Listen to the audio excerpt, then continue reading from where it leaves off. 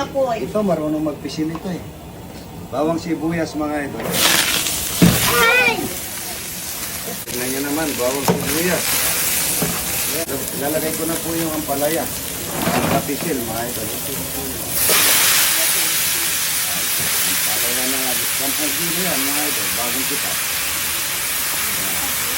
Fresh na fresh. Fresh na fresh. Yan, bagong kita po. Fresh from the farm. Idol. Ay, ampalaya naman. Wow!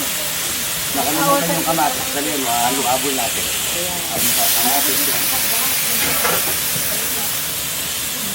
Kamatis, ampalaya. Bagong pitas po yan, mga idol. Bagong pitas. Samahan na natin 10 tray na itlog. Ay, 2 tray ito. Isa. Itlog na mahalat. Yan.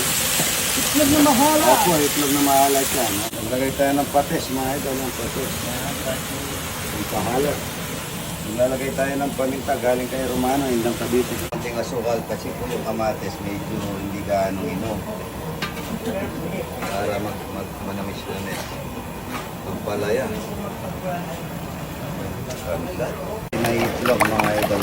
Lalagay natin sa ampalaya na itlog na mahalat yan. Mayroon ng itlog nito. 10 kilo. Kain mo na. 10 kilo mga idol. Ang palaya, tignan nyo, ginisang ang palaya. Yan, no? Parang.